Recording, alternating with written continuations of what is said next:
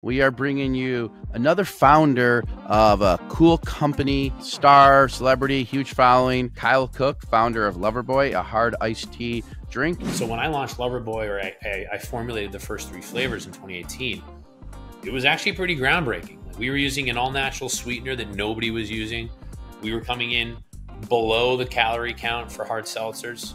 And we're using way better quality ingredients. You know, it's been a crazy ride, but it's been a lot of fun. I'm your host, Jason Raznick, founder of Benzinga, a leading platform in the financial world with the mission to level the playing field for individual investors. And this is the Raz Report podcast, where we share inspiring stories, expert advice, and exclusive perspectives to keep you ahead of the ever-changing world of investments and entrepreneurship. Let's dive into the show.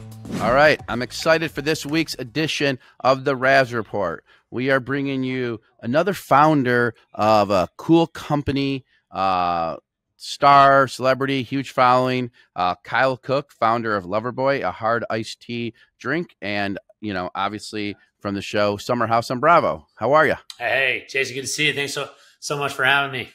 Thank you for coming on. So the first question before we go into what you do now, just how did you end up getting to Bravo, Summer House, Winter House?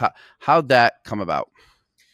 Yeah, so, you know, I had done a couple different startups in my 20s, hadn't necessarily put away a nest egg, and didn't really start to, you know, have the wherewithal to enjoy, you know, the playground of New York, AKA the Hamptons, until my early 30s. You know, I'd been going out with friends that had houses, but had never like rented a house with friends until I think I was 30, 31.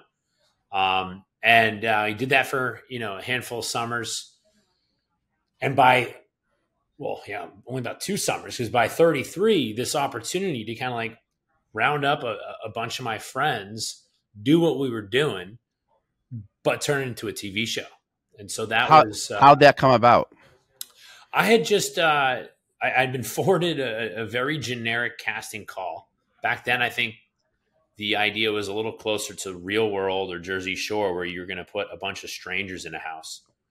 And from what I understood, the only reason Bravo was going to get involved and get interested was if they could find an existing group of friends. They wanted, you know, an older group. So back then, almost everybody was over 30, or at least close to it. They were working professionals with jobs and real careers on the line. And, you know, that's kind of what led them to me and a couple other early cast members. You know, we'd all met in the Hamptons, and there was already some history. And it wasn't about trying to, you know, group together a bunch of polar opposites and, you know, light a match. It was about following a group of friends. And that to me was just really appealing. And, you know, it's kind of crazy to think, you know, back then I didn't do it for like the Instagram fame or the ability to monetize the platform. Like that didn't honestly really exist, you know, in 2015, 2016. It was really about, hey, my God, if I could keep doing what I was already doing, make some money doing it, and then leverage, you know, a platform such as Bravo, not necessarily Instagram, but just the, you know, the insane loyalty and hype that Bravo can create around their shows. I just chalked it up as a win-win. So, you know, here we are. Yeah. We're filming season 9. Yeah. And when that happened and you went to like the tryout or like the casting call, were you like, all right, am I going to get this? Were you like, this is just so random? Did you think you were going to for sure be picked? You know, I honestly had some pretty candid feedback. The original casting call, I was like, you don't have any of the right people in the room. And if you haven't already rented a house for the summer of 2015, you're not going to be able to. So just to me, it didn't really seem like it was going to happen. Yeah. I kind of wrote it off, and then they came back to me after the summer. And that's when I kind of got involved from a casting standpoint. That's when they'd finessed the concept to make it more about an existing group of friends. And that's when, you know, that's when I put in a lot of the work pre-season 1 to try to help make the show happen. Got it. So yeah, you were instrumental to making that whole thing. Well, I kind of looked at it like anything entrepreneurial. It's just like, look, there's going to be some risk and reward. But in this instance, the only risk was the time that I dedicated to, you know, trying to help get this thing off the ground. Yeah, it wasn't like necessarily financial risk. It was more the time Exactly. Yep. Yeah. All right. So I got to go back a little more though. Well, similar time. Well, no, when you launched community wellness and private wellness group Yep. program. If I remember, what was that about? Did it work? What was your take on that? Yeah. So I've done a couple. Was a promise Phoenix? Yeah, it's called Phoenix. So I've done a Yep. couple apps prior to that, marketplaces for the most part, in hospitality, in personal care, and I just found myself really interested in the nutrition space. I felt like back in 2013, 14, 15, people were just spending so much money on these group fitness classes on top of their membership and just putting so much time, energy, and money into their fitness, but we're neglecting their nutrition, which is arguably way more important. And I just had this idea for a personal nutrition coaching app that could really reduce the cost by doing it virtually, and not just the actual consultation, once a week or whatever it might be, but actually track your kind of macros by taking pictures of what you're eating and just getting feedback from a coach. And it was this, it was a hard concept to pull off because ultimately it's going to be very subjective and it's going to be really dependent on people's commitment and desire to part ways with their hard-earned cash, their disposable income, to invest in themselves and invest in their health. And it just had all these crazy variables that as an entrepreneur were totally out of my control. And if you think about the beauty of Uber, almost anyone can drive a car. And it's a very straightforward concept. Like, this service gets you from A to B. And in the rare instance you have a bad experience, you can report it and we're going to take feedback into the app. I've done some other things, not just nutrition coaching. Like I said, in the personal care space, I did an app helping people get at home beauty services like blowouts. And blown away. Exactly. Very subjective. You can send in your best stylist, but that person might have totally unrealistic expectations or just never be happy with how they look. And my God, these business models, whether it's nutrition or personal care, it just opens the door to a whole, onset of variables that are out of my control, as like the marketplace. So it was, you got to learn things the hard way. I think the blown away example, though, I think that one's tough in the sense that Uber is convenience. You don't necessarily need to have 70 drivers on your phone. Blown away, I feel like the motivation is unless you change the system somehow, unless they pay a monthly fee. But if I go to someone's house, the customer likes me, eventually you want the customer to pay you cash off the system, right? And so that way, there's a huge challenge with cheating, basically working around it and cutting out the middleman. And that's highly problematic with freelance-based apps. So if there's even like, home cleaning apps like Handyman cleaning or apps. like Zeal. Yeah, exactly. So we actually did another company where we got the salons involved. And the salons, instead of booking some random freelancer, you'd book someone from a salon. And that was, to tap a whole different pool of, stylists that were higher caliber. And it also helped prevent some of that. I forget the word when you lose shrinkage. Yeah, shrinkage. Yeah, when the stealing, right? Yeah. But ultimately, that was the least of my concern. It was really about trying to like provide a great experience at a reasonable price point. And it actually was about convenience, right? Women having to go to a salon for something as simple as a blowout, not a great use of time. It's very hard to schedule, and the times that are popular get booked out. So there was a lot of things, in flux, but that's also what complicated the business model, right? Because after Blown Away, I helped start this app called Siren that was salon based, and think of that as like Grubhub or Seamless for beauty, as opposed to Uber for beauty, right? You're actually pulling talent for an at-home service from an actual brick and mortar, store, a salon. And both business models were really, really challenging. And ultimately, we launched both of them, but they were going to be incredibly capital intensive, as most marketplaces are. If you think about how much money Uber or Lyft or Airbnb or, fill in the blank had to raise, it's Yeah. But, in the billions. I know we're going to go to Loverboy in 1 second, but I'm on this thing. But since you're a fitness guy, you know that app where you can book like classes, not class act, but like a lot of gyms use it for their operating system. When you're looking to book like you're going to go Yeah. do a workout. I forgot what it's called, but do you know what I'm talking about? That app? Yeah. I mean, there's a couple different apps out there, but some are supposed to be kind of like, Here, the reason I say it is they became the operating system for the gym. So like the gym uses it for F45, for example. You have to use this other app to book the class that you're going to come in. I forget the app, but they use. So like I think there's businesses, when you become the operating system for the company, like when you're using that, when they're using you as your POS, then maybe it gets easier, because that gym app, that I guarantee it. I get, like, as you're a health guy, and I'm drawing a blank on it, but I totally know what you're saying. If you control the user experience, mind body. Yep. Yeah. Mind body's been around forever, and we, I mean, not to go way back, but my first business out of business school was an app that helped restaurants from a yield management standpoint. So it would be like a same day reservation, similar to the original business model of Hotel Tonight. It was called Reservation Tonight. And the whole idea was to drive people, discreetly to open tables. That sounds amazing. What happened with that one? It's going to sound like I'm tooting my own horn. It was a little too ahead of its time.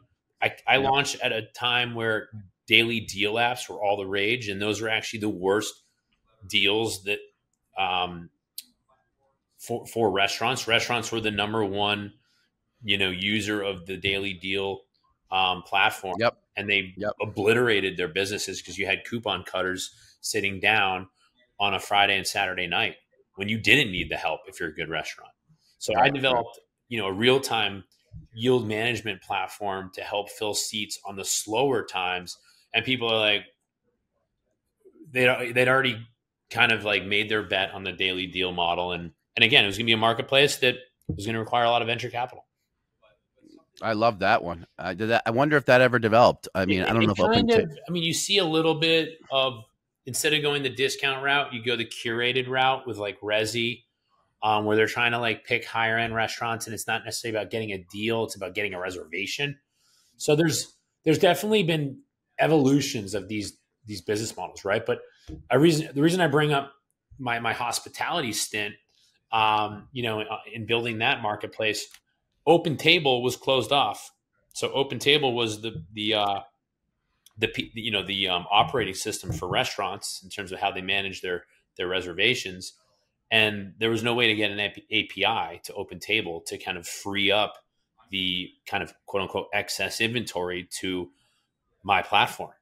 So it was almost like you had to have two iPads at the hostess table. And that proved to be, too many moving pieces as well. Yep. So you always had this entrepreneurial drive to build stuff and solve problems. And I asked you about the nutrition coach. And the reason I asked is because I'm out of shape. I go to the gym twice a week because I have a trainer. So I have a trainer twice a week, which I know is not enough. And it's mostly muscle building. Done that for 7-8 months and haven't missed appointments with him. But when it comes to nutrition, I fail. I can eat healthy all day, but then at night I'll cheat. And it's like do or die. My son's bar mitzvah in a month and 6 weeks. Or a month and 3 weeks. So now it's like do or die. I just have to do it now. But it's to your point, accountability, right? Like, yes. Like it's so much better. If you made a salad, lunch and dinner, you'd be good, but it's hard to hold yourself accountable. And, which is so weird to me, why are we accountable to others? The hardest, right? So that's what is that part of it? It's hard. Yeah, that was the app. That was what Phoenix was about. It was, you would upload a pic of your lunch, your dinner, etc., and you get feedback. And it's just like, look, that portion size way too big. You got to load up more on protein, cut down the carbs, et cetera, et cetera. And it was just a very quick, dirty way. Instead of uploading, there's apps like MyFitnessPal where you upload your every little, ingredient, and you're tracking, calories, which, by the way, is technically how you lose weight. But it gets very tedious, and it's hard to sustain that level of, tracking. If you're just snapping a photo and you're getting feedback from a nutrition coach, like, that's easy. Why didn't you keep that going? Did it take a lot of money to operate? Yeah, it Once just, you had it built? to be honest, it was very hard to incorporate into Summer House because I started working on that the first couple seasons. And what I found, and this is a good segue to Loverboy, is that the average adult consumes 20 to sometimes 40% of their calorie intake from alcohol. So there's plenty of people that actually do eat clean. This was me back in the day. They do work out, and they wonder why they can't make progress. And it's because 99% of the alcohol products, you don't even have a nutrition label to look at, right? You don't know what's in your super smooth vodka. Oh, it's sweetened, and there's additives and et cetera, et cetera. So I saw the struggles I had to kind of create a great experience on Phoenix, and I had everybody ask me what we're drinking on Summer House, and I felt guilty telling them because even some of the wines we drink are loaded with sugar, and you wouldn't think that. Clearly, the cocktails, and then just about the only hard tea on the market at that time is like diabetes in a bottle. All these legacy, they call them flavored malt beverages, are just loaded with sugar. There's actually more sugar than alcohol in these drinks. Really? Not a good trade-off, right? If I'm drinking, I don't want to have a sugar hangover, and I don't want to basically negate all the clean eating and working out I'm doing by simply enjoying myself on the weekends. And so that was the original origin story for Loverboy was, what if I could create a great tasting alcoholic beverage that wasn't horrible for you? Because like that, quite frankly, in 2018 didn't exist. And I'll even include some of those hard seltzers. The hard seltzers were great because they were light, refreshing, and they put the actual ingredients and nutrition facts on the can. But over time, you kind of yearn for a little more flavor, a little more rewarding, sipping experience. And, so when I launched Loverboy, or I formulated the first 3 flavors in 2018, it was actually pretty groundbreaking. Like, we were using an all natural sweetener that nobody was using. We were coming in below the calorie count for hard seltzers. And we're using way better quality ingredients.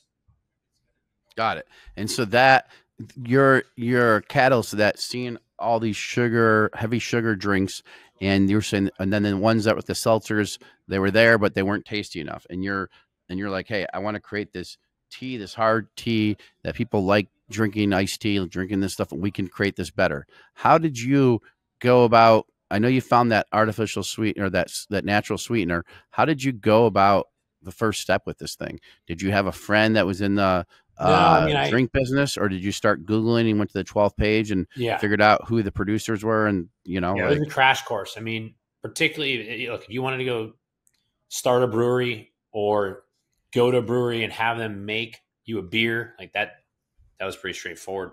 Right. This required a ton of research, and particularly since it was in this, what we call the 4th category, where it's not a clearly defined beer, wine, or spirit. And, we kind of had to write our own playbook, and we had to do all of our own research. And sometimes it was hit or miss. We had some initial relationships with people that, kind of took us for a ride or didn't deliver what they were supposed to. And, when it's your own money going down the drain, that's it's traumatizing, but that's entrepreneurship.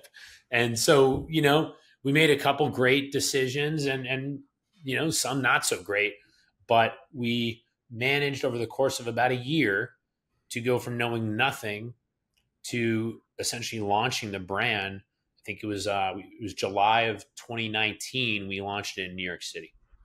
Did you raise a bunch of money?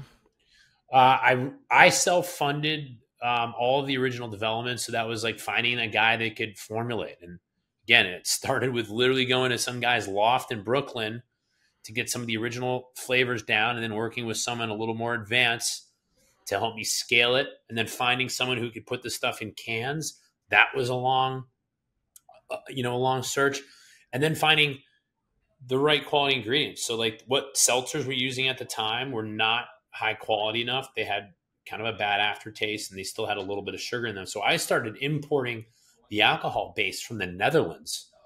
And that was a whole lesson in regulatory work when it comes to alcohol. So that was what I spent about 100 grand doing. And then by the time I could confidently turn around to my friends and family and say, hey, you're not going to pay for the research, you're going to pay or help fund the actual go to market. Like, I'm ready to go. And I think I can get my first production run done for about $250,000. But everybody tells me to try to raise $1 million, because obviously there's plenty of other costs. And so we actually oversubscribed. We raised 1.25, and most of that came from, friends and friends of friends and just networking. And okay. And that was back in 2019. Yeah. So the initial work started in spring of 18, and we kind of introduced the concept on season 3, which we filmed that summer. And then I raised around basically a year later, leading up to our July launch. Did you get like the Bravo CEO? What's to invest like, or is it? No. I mean, I honestly, that never even crossed my mind. I ultimately, this was a true friends and family around. I mean, mostly like 99% friends, quite frankly. Yep. Yeah. And like the Loverboy is in lots of stores. I think on your site it doesn't list all the stores and things. You had a number, but I think it has to be more, because the person that sits next to me, she's bought Loverboy in Myers in Michigan. I don't know if that makes sense to you. Yeah, yeah. I mean, look, the biggest challenge in alcohol is creating a product that consumers want, and then creating that consumer awareness. The next biggest challenge is just managing your distribution partners and managing your retail partners indirectly, right, through your wholesale partners. And so I'm not gonna lie, that's the part of the industry that has proven to be the most challenging, because I knew what consumers want. We live in New York. We can kind of be influential because we are on top of every trend. And then, everything that comes with the alcohol system and the three tiers, which is the supplier, wholesaler, and retailer. That was all a learning lesson. And to this day,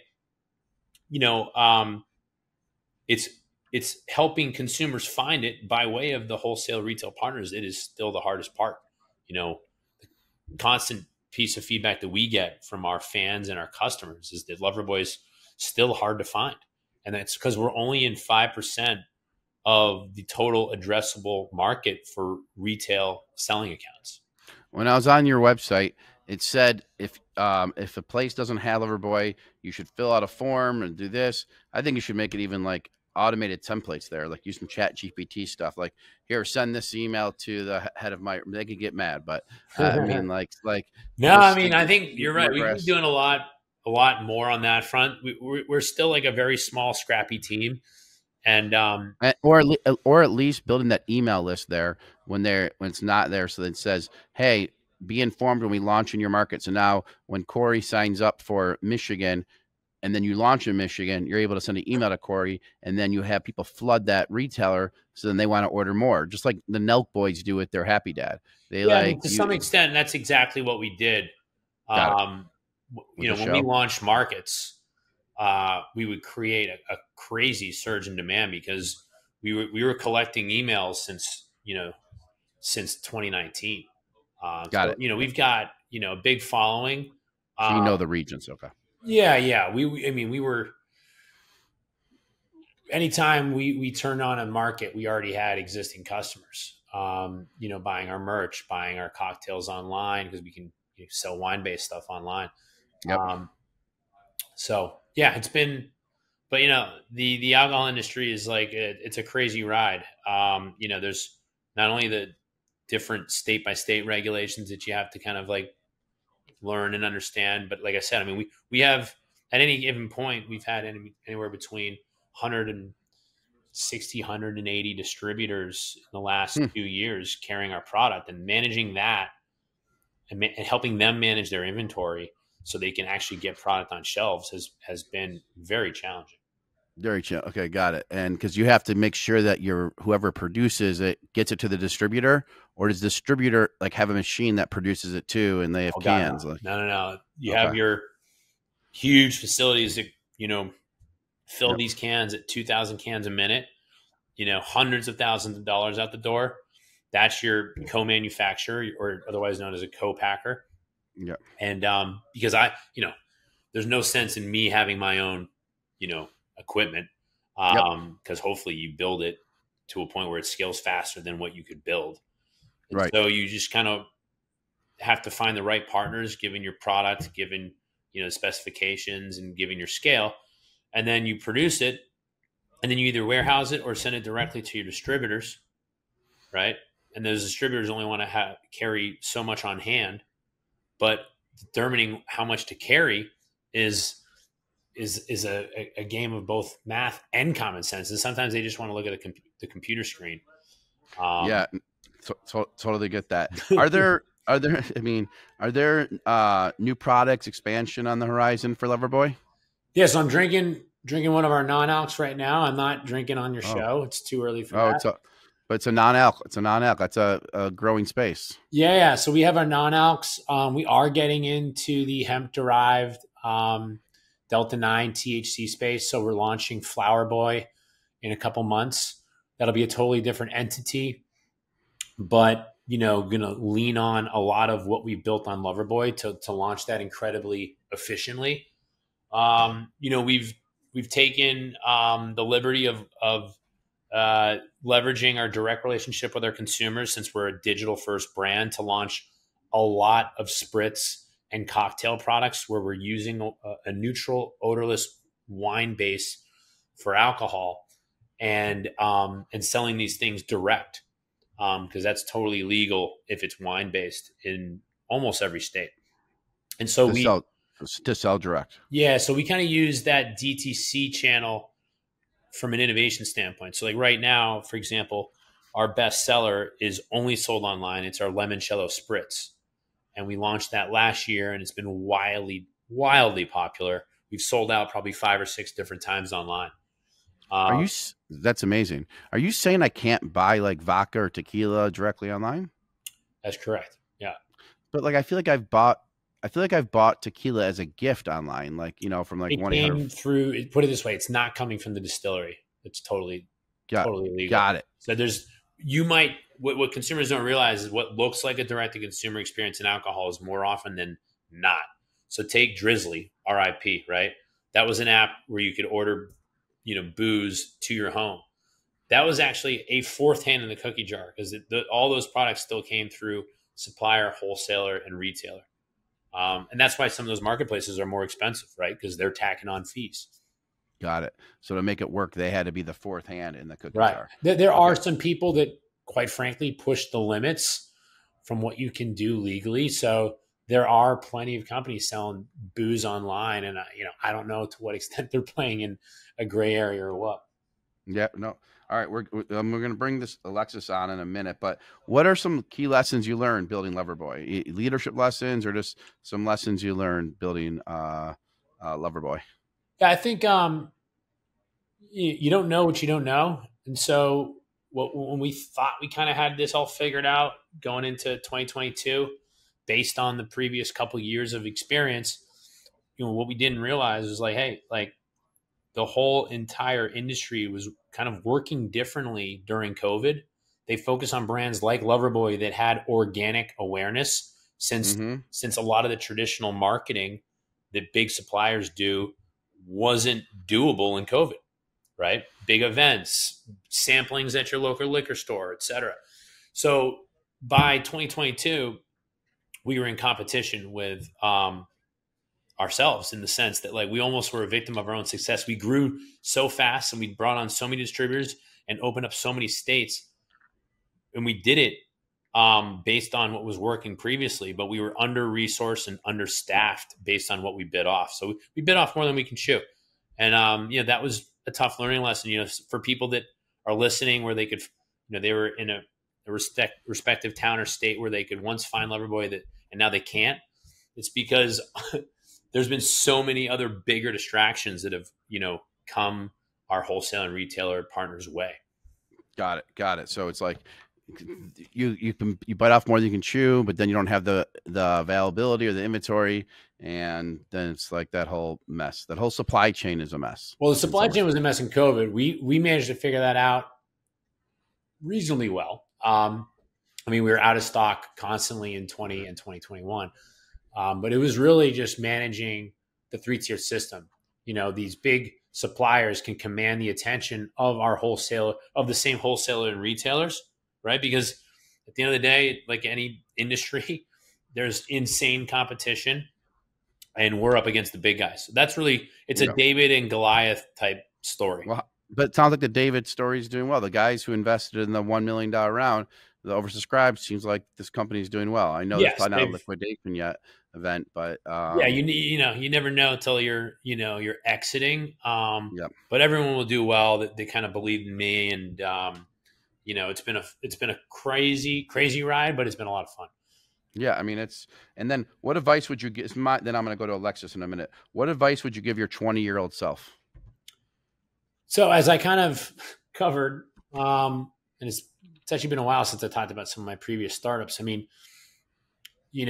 Sometimes you actually kind of hone in the whole like dream big thing and focus on things you're actually capable of executing and pulling off.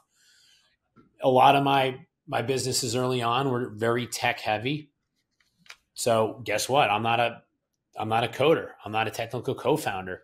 And I didn't have one, which meant back then no VCs would invest because that was like a necessary component in 2011, right?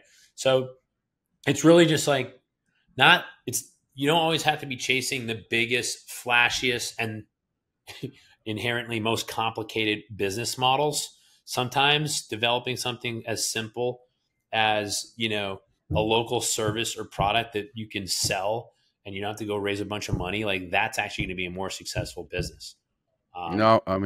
That Kyle Cooke, that's right on. I remember back in college, I was one of the first online textbook stores, and I'm like, oh, this is not sophisticated enough. And this is back in 1998. And then one of the first niche-based online dating sites, like different cities and the ethnicities and religions.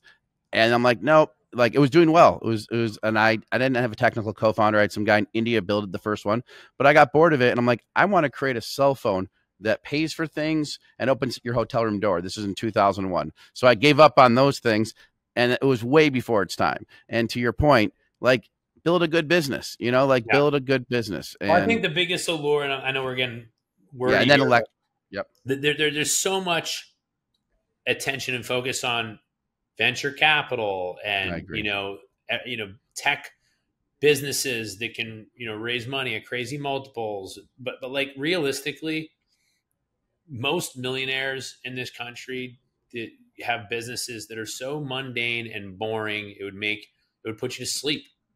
It's true. And I think like the allure of venture capital and the allure of tech and the allure of, business models that are highly sophisticated is a little deceiving for, the 20-something-year-olds that think that they're going to be the next Zuckerberg or Elon Musk. Like realistically, you're not. Yep. Okay. Now, speaking of a business that's not boring, Loverboy. So, Kyle, we're going to go to Alexis Savage. She's a fan in our office. So I don't know, Aaron, if you can put the camera out or she has to move over. But Alexis, she couldn't believe that I was interviewing you. I don't see her on. Oh, there we go. There she is. What's going on? Wait, I'm so excited right now. Well, you got to move over, I guess. I don't know. I am so excited right now. I am such a huge fan of yours and Amanda's. Thank you. No, it's a pleasure to meet you. It's so nice to meet you. I do have a quick question for you. Are you filming right now? We are. Yeah, I think I can publicly state that because it was confirmed. We're about halfway through. How's the summer going so far? Any spoilers? That would get me in trouble, but No, I think it's gonna leave a lot of people surprised just because, there's some friends that were once in previous relationships that are, coexisting and it's always interesting doing a show where you actually have to live under one roof with castmates that you might share differences of opinion with, right? And I think that's what makes Summer House unique. But yeah, it's been a good summer. I mean, these things always just fly by. I was actually just in Italy, so we weren't filming last weekend. Amanda and I went to a wedding, and so while everyone else had a relaxing time, we were on a 4-day bender in Italy. Oh, that's awesome! I'm jealous. I feel like that sounds fun too. Yeah. Have you ever met Kyle before? I have not. I wish. I need to come to one of your events. I've been meaning to. Where are you guys based? Detroit. So are they in New York, your events, I assume? Oh, we go all over. I was in Detroit at Tin Roof, and we sold that place out.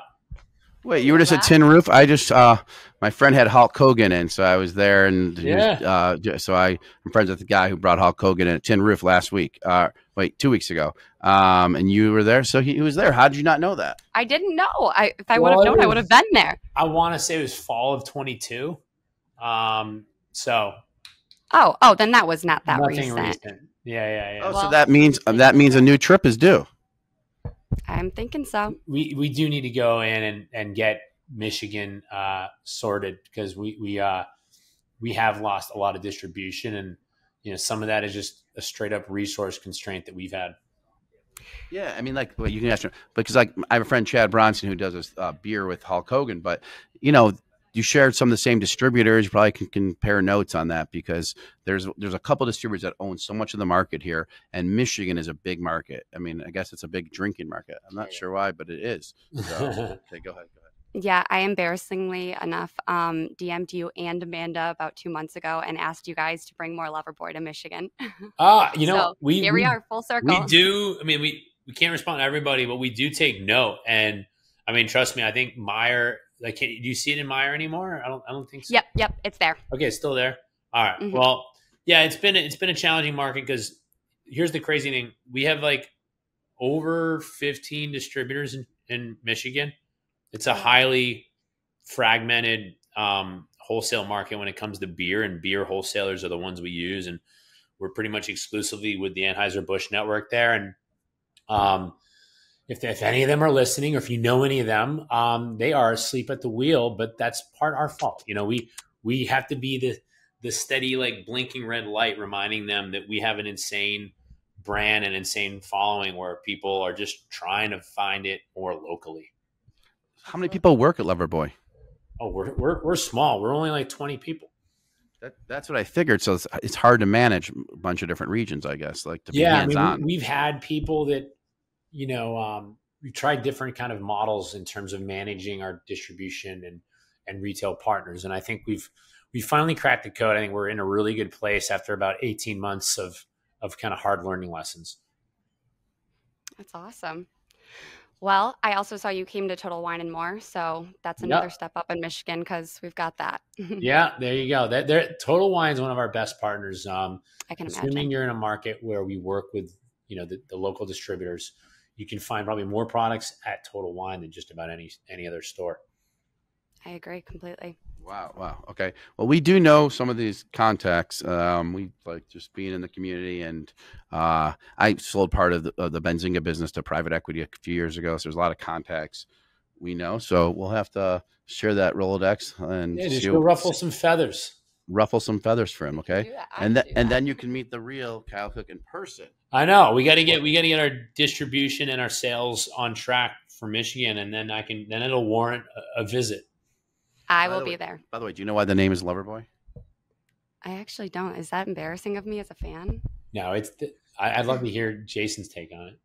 Well, I didn't want to ask because I'm like, shouldn't I know this? And so I was just, what my original take was. You remember the movie Patrick Dempsey, the pizza thing? And I was like, maybe it has something to do with that because I wasn't that called Loverboy, that movie? I swear. I think it was. I'm not old enough to know that movie well. We were trying to find names that were cheeky, were fun, were catchy, were trademarkable. The list goes on. Naming your company is excruciating. And Loverboy was like literally the only name of about 100 that made me laugh out loud. And we narrowed it down. It was a top 5 contender. Then it was like a top 2 contender. And ironically, we landed on it because we could trademark it more easily than our number 1. And then we're like, wait a minute, it should have been Loverboy all along. And then I think the icing on the cake was, I'm old enough to remember the song "Working for the Weekend," but I kind of forgot that the band Loverboy sang it, and that kind of came up in some of our searching. And I was like, wait a minute, "Working for the Weekend" is literally the basis of Summer House, or at least the good old days when we had jobs. But yeah, the whole work hard, play hard mentality that I think is kind of showcased on the show felt like it was even more appropriate to call it Loverboy. By the way, you said that there was a number 1 contender, then this was number 2 because it's easier to trademark. Do you remember the number 1 contender, or are you going to keep it a secret? When I look back at it, I think it was called Lafette, almost like confetti. Oh, that Lafette. I don't love it. I don't like that at all. Yeah, I don't. That's like yeah, no. Yeah, I'm trying to remember how we spelt it, but I don't know why we were like hung up on it. I think we were like trying to be too, above the brow, like high scale. And then we're like, wait, let's just call it something everyone's going to remember.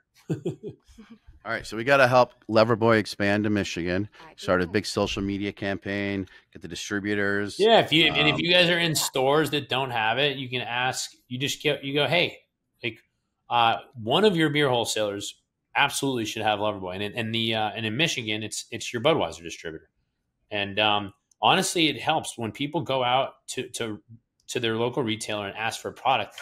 That shows that there's consumer demand. And ultimately, that's what matters. The distributors and the retailers often get sent a bunch of products from the big suppliers because they can command their attention. But that doesn't mean the consumer actually wants those products, right? A lot of the brands that started around the time that we launched are no longer around, right?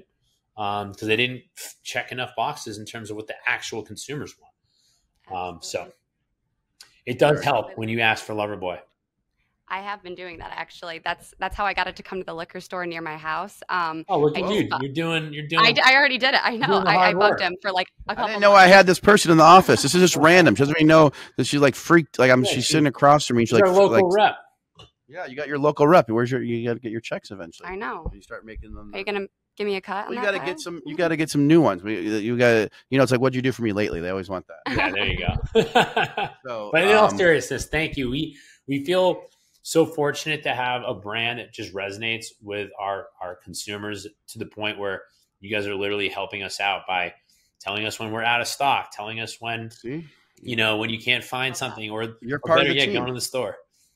You're part of the team. He'll get you some equity down the road. Just don't. All right, Kyle, we appreciate this. Thank you. You bet. I wish the fitness app was still around because I need to hire a health coach. It's on my list for this week to hire a real health coach this week. Someone that doesn't just do weights, doesn't just do cardio, doesn't just do the food. They're everything. Like I need someone to be accountable to because for some reason I can't be accountable. Well, just remember there's 2 expressions that are true. Abs are made in the kitchen. And your kind of physical health is probably 80% nutrition. 80 is the number that I hear time and time again. And remember, what really throws a lot of people off the bandwagon, it's kind of a funny expression to use because I'm about to say it's alcohol, right? By jumping on the bandwagon, you're actually throwing your physical health off the bandwagon because most products have a disgusting amount of sugar and are using really shitty ingredients. I don't know if I can say the S word here, but you can say the S word. Yeah, they F word. If you turn that bottle around or that can around and you can't find the ingredients and the nutrition facts, there's a reason why. Absolutely, and I think that's another reason why your brand just resonates with so many people too. Well, thank you. Glad it's still ringing true. Yes. All right. Loverboy, Summer House, Winter House, new products coming out. They have a non-alcoholic one coming out. The non-alc's out, so that's online. And then we have our THC beverage. We're calling it Flower Boy. Loverboy. Oh, I love that name. Yeah. I love that name. It's like a kind of a double meaning there if you're a Summer House fan. I love that. All right. Well, we'll be buying it. We'll get you more distributors, and Corey has your contacts, I think, here, so we'll make that happen. Thanks for coming on. We'll send you the clips when it's ready. But here, again, guys, if you're listening, go out there, tell your retailer to get Loverboy, eventually Flower Boy, and let's dominate. Check out our website, because a lot of our spritzes and cocktails and our non-alc you can actually buy online. Ooh. All right. Well, thank you for coming on. Let's also tune into Summer House and tune into the shows, right? And we got it all. Kyle Cooke. Guys. Yes. All right. Thank you. Cheers.